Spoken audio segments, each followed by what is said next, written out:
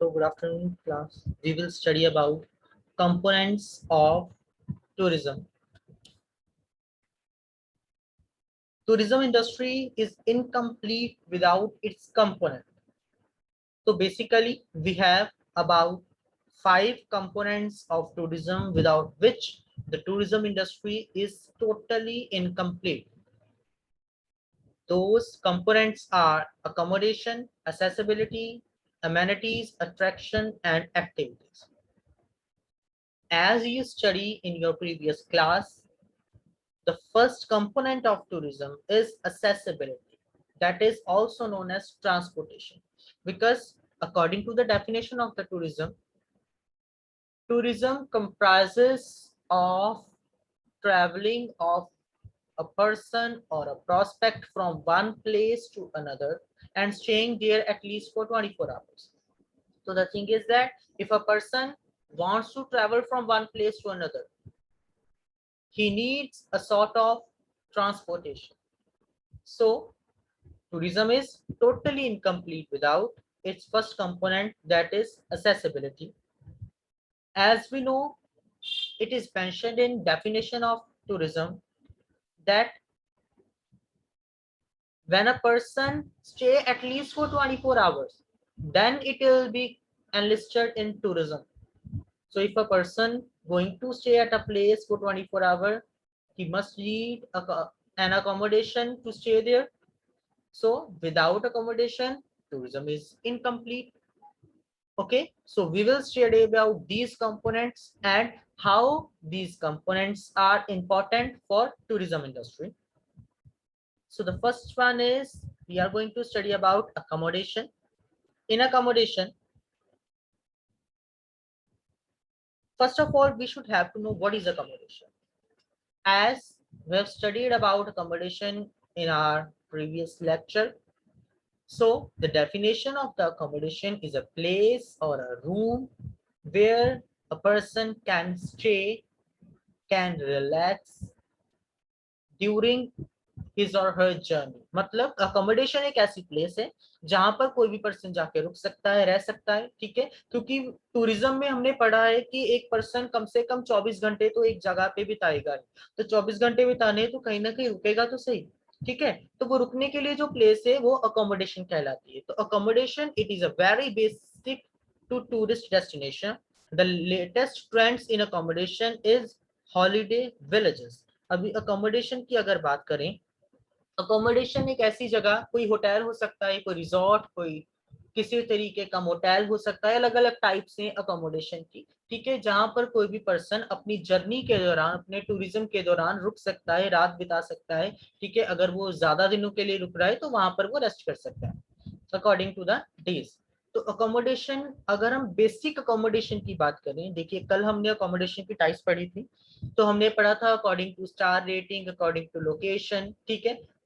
तो आज हम पढ़ रहे हैं अकॉर्डिंग टू देयर प्रियोरिटी, ठीक है. तो हमारे पास अकोमोडेशन दो तरीके की है, एक है प्राइमरी अकोमोडेशन, एक आती है सेकेंडरी अकोमोडेशन, ठीक है. तो प्राइमरी अकोमोडेशन की अगर हम बात करें तो प्राइमरी अकोमोडेशन में हमारे पास वो अकोमोडेशन आती हैं जो कि बेसिकली हमारे लिए प्राइमरीली यूजफुल होती हैं, जो हमारे लिए मोस्ट इंपॉर्टेंट अकोमोडेशन में से एक मानी जाती हैं, जैसे होटल्स हैं, रिजॉर्ट्स हैं, कॉम्प्लेक्स हैं, हेरिटेज होटल्स, बड़ी बड़ी अकोमोडेशन सेक्टर्स, बड़े बड़े होटल्स, बड़े बड़े रेस्टोरेंट्स, बड़ी बड़ी प्लेसेस, वो सारी किस चीज में एनलिस्ट करी जाएंगी? इन प्राइमरी अकोमोडेशन, ठीक है. अलग अलग तरीके के होटल्स हो सकते हैं, जैसे मोटेल्स होते हैं जो हाईवेज पे होते हैं, B&B होटल्स होते हैं, ब्रेड एंड ब्रेकफास्ट होटल, ठीक है. उसके बाद हमारे पास फ्लोटल्स होते हैं जो पानी पे होते हैं होटल्स, ठीक है. तो अलग अलग तरीके के होटल्स हो सकते हैं. उसके बाद अगर हम सेकेंडरी अकोमोडेशन की बात करें, सेकेंडरी अकोमोडेशन वो अकोमोडेशन होती हैं जिनका मेन काम, जैसे होटल्स में क्या है, it is a tourism centric, ठीक है जी, जिनका मेन काम यही है कि टूरिस्ट आ रहे हैं उनको रहने के लिए जगह देनी है. लेकिन सेकेंडरी अकोमोडेशन में वो टूरिस्ट को रहने के लिए जगह दे रहे हैं प्रोवाइड, उसके अलावा वो कुछ एक्स्ट्रा सर्विसेज भी देते हैं, ठीक है. जैसे मोटेल्स की बात करें बाकी होटल्स की तरह वहां पर रहने के लिए रूम होगा, खाने के लिए खाना मिलेगा आपको, ठीक है, वॉशरूम्स वगैरह सब कुछ होगा। लेकिन साथ में एक्स्ट्रा सर्विस क्या दे रहे हैं? पार्किंग सर्विस दे रहे हैं। यूथ हॉस्टल्स क्या है? रहने के लिए जगह है, खाने के लिए आपको खाना मिल रहा है, ठीक है, लेकिन उनका मेन पर्पस क्या, यूथ हॉस्टल्स क्यों बनाए गए हैं? ताकि जो यूथ है अपने घर को छोड़कर कहीं दूसरी प्लेस पे जाके स्टडी कर रही है या जॉब कर रही है, वो वहां पर रुक सके। यूथ हॉस्टल्स का मेन फंक्शन ये है, इसीलिए बनाए जाते हैं, ठीक है। उसके बाद अगर हम farm houses, holiday center, sleeper train, ठीक है, कार वैन्स की बात करें, इन सब का भी मेन ये है कि कार वैन जो और जो स्लीपर ट्रेन है, इनमें क्या है, ये चलते फिरते होटल्स हैं, ठीक है, जिनमें आप सो सकते हो, आपको खाना भी मिल जाएगा, लेकिन यूजुअली ये ट्रैवल करती रहती है, एक जगह से दूसरी जगह जाती रहती है। तो इनका मेन सेकेंडरी, इनका प्राइमरी फंक्शन कुछ और है, लेकिन साथ ही हमको अकोमोडेशन भी प्रोवाइड कर रही है, इसीलिए इन्हें सेकेंडरी अकोमोडेशन कहते हैं। प्राइमरी अकोमोडेशन का मेन काम ही होता है अकोमोडेशन प्रोवाइड करना। सेकेंडरी अकोमोडेशन में आपको अकोमोडेशन मिल रही है, लेकिन उनका मेन काम कुछ और है। मोटेल्स का मेन काम सिर्फ आपको पार्किंग प्रोवाइड करना है, वो तो आपको साथ में अकोमोडेशन भी दे रहे हैं, तो that's why they are motels, ठीक है। ऐसे यूथ हॉस्टल्स का मेन काम क्या है कि जितनी भी यूथ है उनको रहने के लिए जगह देनी है। जो यूथ है, यूथ किस काम के लिए? एजुकेशन एंड बिजनेस के लिए, ठीक है, उनका मेन पर्पस वो है, लेकिन साथ ही में वो रहने के लिए जगह दे रहे हैं। जैसे अगर यूनिवर्सिटी की बात करूं मैं, कोई भी यूनिवर्सिटी की आप एग्जांपल ले लो, यूनिवर्सिटी एक होटल तो नहीं है, लेकिन उसमें हॉस्टल्स बने हुए हैं, वो रहने के लिए जगह दे रही है अपने स्टूडेंट्स को, ठीक है, तो वो सेकेंडरी अकोमोडेशन में काउंट करी जाएगी, प्राइमरी अकोमोडेशन में काउंट नहीं होगी, ठीक है। तो यही डिफरेंस है प्राइमरी एंड सेकेंडरी अकोमोडेशन का। तो आफ्टर अकोमोडेशन हमारे पास नेक्स्ट कंपोनेंट आता है accessibility, which is also known as transportation. Accessibility is a mean by which a tourist can reach the area where attraction are located. Accessibility वो mode of transportation होता है जिसके through कोई भी traveller, कोई भी टूरिस्ट एक जगह से दूसरी जगह, मतलब जिस जगह पे उसने ट्रैवल करना है वो वहां तक पहुंच सकता है इजीली। असेसिबिलिटी हमारे पास बेसिकली बात करें तीन तरीके की है: land accessibility, air accessibility and water accessibility. Land accessibility के अंदर हमारे पास दो असेसिबिलिटीज आती हैं, रोड एंड रेल असेसिबिलिटी, ठीक है। इनको थोड़ा सा अभी हम आगे चल के पढ़ते हैं, ठीक है। सबसे पहले हम बात करते हैं accessibility also means the transportation. The important transportation mode हमारे पास कौन से हैं? Road, rail, air and water. Road transportation में बसेस आ जाती हैं, कार आ जाती हैं, ठीक है, बाइक्स आ जाती हैं, टू व्हीलर, थ्री व्हीलर, ठीक है, या फिर बड़ी बड़ी बसेस, ये सारी हमारे पास रोड ट्रांसपोर्टेशन में आ जाती है। रेल ट्रांसपोर्टेशन में हमारे पास अलग अलग ट्रेन आती हैं। अगर मैं खास करके इंडिया की बात करूं, तो इंडिया ने कुछ ऐसी रेल्स को डेवलप किया है जो स्पेशली अपने आप में एक टूरिज्म डेस्टिनेशन बन गई है। Palace on wheel, Maharaja express in Rajasthan, ये कुछ ऐसी ही ट्रेन हैं जहां पर लोगों का मेन मकसद ये नहीं होता कि वो ट्रेन में बैठ रहे हैं तो एक जगह से दूसरी जगह जाएंगे। उनका मेन मकसद होता है कि ऐसी ट्रेन जो बनी हुई हैं, जो ट्रेडिशनल ट्रेन हैं, उसमें जाएं और जाके उसे ही as a tourist destination enjoy करें। जैसे महाराजा एक्सप्रेस की बात करूं मैं, तो महाराजा एक्सप्रेस में एक बहुत बड़ी ट्रेन है महाराजा एक्सप्रेस, जिसमें आपको रहने के लिए रूम प्लस ड्राइंग रूम, उसके अलावा फूड फैसिलिटी सब कुछ प्रोवाइड होगा। उसके अलावा वहां पर आपको जैसा राजा महाराजा को एक बहुत ही अच्छा एटमॉस्फेयर डेकोर मिलता था, जिस तरीके से उनको कैटर किया जाता था, वैसे ही आपको भी वो सर्विसेज प्रोवाइड करी जाएंगी। जब आप महाराजा एक्सप्रेस में जाओगे आपको लगेगा कि आप ही राजा हो, आप ही एक राजस्थान के रजवाड़ा खानदान के बहुत बड़े राजा हो, आपको उस तरीके से ही ट्रीट किया जाएगा। तो रेलवेज ने कुछ ऐसी ट्रेन्स को डेवलप कर दिया है जो अपने आप में ट्रांसपोर्टेशन है। तो रेल्स में हमारे पास ट्रेन्स आ जाएंगी। एयर ट्रांसपोर्टेशन में लास्ट लेक्चर में जैसे हमने पढ़ा, तीन तरीके की हमारे पास एयरलाइन एयरवेज आती हैं, जिनमें से हमारे पास आ जाते हैं जी जेट, बोइंग एंड एयरबसेस, ठीक है। तो ये तीनों जो हैं हमारे पास एयरलाइन के अंडर आ जाती हैं। वैसे एयरलाइन दो तरीके की हैं, इंटरनेशनल एंड डोमेस्टिक। उसके बाद water transportation is unique and beautiful transportation, time जरूर लगता है वाटर ट्रांसपोर्टेशन के थ्रू, लेकिन आप इंजॉय करते हुए जाते हो। क्रूज टूरिज्म आ जाता है वाटर ट्रांसपोर्टेशन में, ठीक है। बोट्स आ जाती हैं, ठीक है। पेंडोलाज आ जाती हैं। पेंडोलाज एक्चुअली अगर मैं बात करूं, पेंडोला होती है एक ऐसी बोट जिसमें एक छोटा सा कैबिन बना होता है, एक छोटा सा रूम या फिर छोटा सा एक कवरिंग बनी होती है, ठीक है जी। पेंडोलाज उन्हें कहा जाता है। उसके अलावा अगर हम बात करें, बोट हाउसेज आ जाते हैं। जैसे अगर कश्मीर की डल लेक की बात करें, वहां पर बहुत सारे बोट हाउसेज मिलेंगे।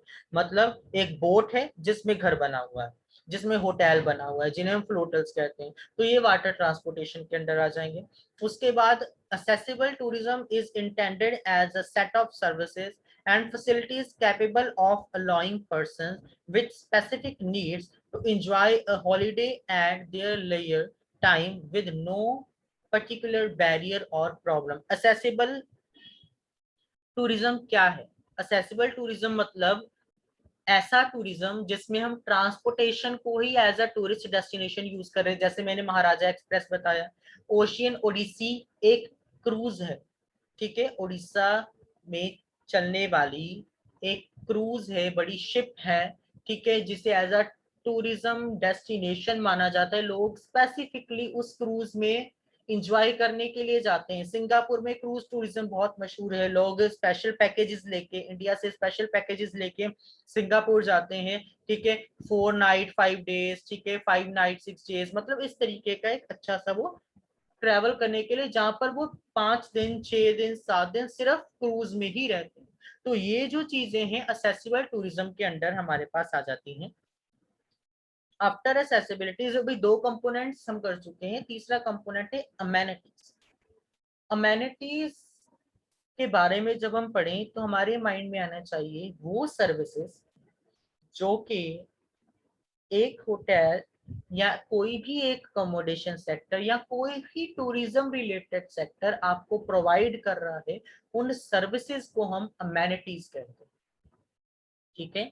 The basic facilities provided in a tourist destination. किसी टूरिस्ट डेस्टिनेशन पे जब आप जा रहे हो, फॉर एग्जांपल आप शिमला जा रहे हो, तो शिमला में आपको कौन कौन सी फैसिलिटी मिल रही है, वो सारी फैसिलिटीज अमेनिटीज में काउंट होंगी, ठीक है जी। तो amenities are the facilities which are provided by a particular tourist destination. For example, Shimla is providing would craft, ठीक है। उसके अलावा वहां पर शॉपिंग के लिए आपको और भी बहुत सारी चीजें मिल जाएंगी, जैसे वहां का वूलन शॉल्स बहुत मशहूर हैं। फूड आपको अच्छा मिल जाएगा वहां पर। वहां की जो सीनरी है, ब्यूटी है, सीनिंग ब्यूटी है, टॉय ट्रेन है वहां की, ठीक है। ये सारी चीजें वहां की अमेनिटीज हैं, ठीक है। एक टूरिस्ट डेस्टिनेशन जो हमें फैसिलिटीज दे रही है वो सारी वहां की अमेनिटीज होंगी, जिसके कारण हम उस टूरिस्ट डेस्टिनेशन पे सरवाइव कर पा रहे हैं। अगर शिमला में इन चीजों में से कुछ ना, हम क्यों जाएं शिमला, ठीक है। तो ये अमेनिटीज ही कारण होती है जिनकी वजह से हम ट्रैवल करते हैं और हमारी ट्रैवलिंग जो है वो सक्सेसफुल होती है। हम इजीली बड़े अच्छे से जो है इंजॉय कर पाते हैं। Types of amenities, natural and man. जैसी अट्रैक्शंस होती हैं वैसी अमेनिटीज। बेसिकली अमेनिटीज 2 तरीके की हैं। नेचुरल अमेनिटीज में हमारे पास माउंटेन्स, ठीक है। फिर उसके बाद नेचुरल अमेनिटीज में हम बात कर सकते हैं, जैसे कहीं पर स्नो पड़ रही है। शिमला की मैं एग्जांपल ले लूँ, शिमला में स्नो पड़ रही है, लोग स्नो देखने जा रहे हैं। स्नो इज अट्रैक्शन पॉइंट, वो अमेनिटी है, वो शिमला में एक फैसिलिटी है जो नेचर प्रोवाइड कर रहा है, वो मैन मेड नहीं है। मैनमेड में हमारे पास वुड क्राफ्ट है, हाथों से बने हुए वुडन चीजें वहां पर बहुत फेमस है। शॉल, वहां का जो वूलन शॉल है वो सबसे ज्यादा फेमस है, वो प्योर का मिलता है वहां पर। अभी वो क्या है, वो मैनमेड चीजें हैं, ठीक है। तो ये बेसिक डिफरेंस आ जाता है, जो नेचर हमें फैसिलिटीज प्रोवाइड कर रहा है डेस्टिनेशन पे, और जो मैन मेड फैसिलिटीज हैं हमें उस डेस्टिनेशन पे मिल रही है। ये बेसिक डिफरेंस आ जाएगा अमेनिटी का। 2 टाइप्स आ जाती हैं। उसके बाद नेचुरल अमेनिटीज में बीचेस हैं, सी बाथ है, ठीक है। पॉसिबिलिटीज ऑफ फिशिंग है, अगर फिशेज वहां पर होंगी किसी पॉन्ड में तभी फिशिंग कर पाएंगे, ठीक है। फिशिंग वहां पर कोई मैन तो फिशेज को पैदा नहीं कर रहा, वहां पर अपने आप नेचुरली आ रही हैं, तो that is a nature's call. उसके बाद है opportunities of trekking. Plain area पे ट्रैकिंग नहीं कर सकते, माउंटेन्स चाहिए, माउंटेन्स कौन बनाता है, नेचर। ठीक है, तो it is considered as natural amenity. हमारे पास आता है मैन मेड अमेनिटीज में various types of entertainment facilities. कोई एडवेंचर पार्क बनी हुई है, जैसे अगर मैं आपको एग्जांपल दूं, शिमला में कुफरी में जब आप जाते हो, शिमला से थोड़ा आगे है कुफरी, आपको टैक्सी मिल जाएगी इजीली शिमला में। तो जब आप कुफरी जाओगे तो कुफरी में आपको वहां पर एक एडवेंचर पार्क भी मिलेगी। कुफरी के टॉप पे पहले ट्रैकिंग करके आप कुफरी चढ़ोगे, वहां पर टॉप पे एक एडवेंचर पार्क बनी हुई है, वो एडवेंचर पार्क जो वो मैनमेड है। ठीक है, तो ये चीजें जो क्या है हमें मैनमेड एमिनिटीज में आएंगे। Facilities which cater special need, जो स्पेशल नीड्स को कैटर करती हैं वो फैसिलिटीज अगर हमें प्रोवाइड हो जाए। स्पेशल नीड्स कौन सी हो सकती है? फॉर एग्जाम्पल मान लीजिए आप एक गेस्ट हो, आप होटल में गए, आपने होटल स्टाफ से कहा भाई मुझे कल कहीं घूमने जाना है तो मुझे एक कार अरेंज करके दीजिए। वो कार अरेंज कर रहा है होटल, वो आपके लिए है फैसिलिटी, तो वो आपके लिए अमेनिटी हो गई। और प्रोवाइड कौन कर रहा है? होटल। होटल पर्सोनल क्या है? Human being. तो मैन मेड फैसिलिटी हो गई वो, तो वो अमेनिटी किस में काउंट हो जाएगी? मैन मेड अमेनिटी में। ठीक है, वो फैसिलिटीज जो कि स्पेशल नीड्स को कैटर करती हैं उन्हें कहा जाता है man made amenities. After amenities we have attraction. A tourist attraction is a place of interest where tourists visit, typically for its inherent and exhibit cultural value. Attraction, अभी मैं आपको एक डिफरेंस बताऊं, आपके माइंड में क्वेश्चन घूम रहा होगा, अमेनिटी एंड अट्रैक्शन का डिफरेंस क्या है? अमेनिटी किसी भी टूरिस्ट डेस्टिनेशन में प्रोवाइड होने वाली फैसिलिटी एंड सर्विस जिसकी वजह से वो टूरिज्म डेस्टिनेशन बना है। अट्रैक्शन पूरी की पूरी टूरिज्म डेस्टिनेशन, ठीक है, जिसकी तरफ हम अट्रैक्ट हो रहे हैं। हम अट्रैक्ट क्यों हो रहे हैं? क्योंकि उसमें कुछ ऐसी फैसिलिटीज, कुछ ऐसी अमेनिटीज है जो कहीं और नहीं मिलती। ठीक है, so attraction is regarded as a place, as a destination, and amenities are the services which are responsible for making a destination as attraction.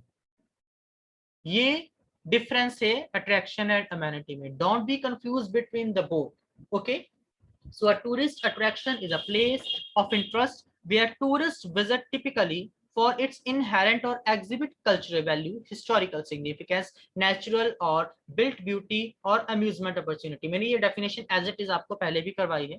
ठीक है, कि एक अट्रैक्शन वो प्लेस है जहां जो के उसके इनहेरेंट, उसके जो फीचर्स हैं उसकी वजह से वो फेमस है।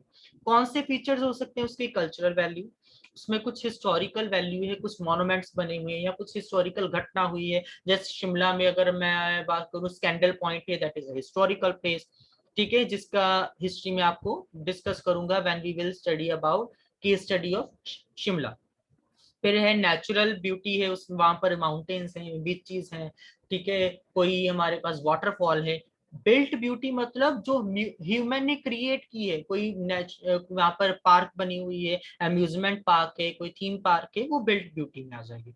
या अम्यूजमेंट अपॉर्चुनिटीज, यही अम्यूजमेंट पार्क्स बनी हुई है वहां पर, एडवेंचर पार्क से वो आएगी अम्यूजमेंट अपॉर्चुनिटी में। अट्रैक्शन दो तरीके की है, हम पहले पढ़ चुके हैं, मैं दोबारा आपको एक बार रिवाइज करवा दूं।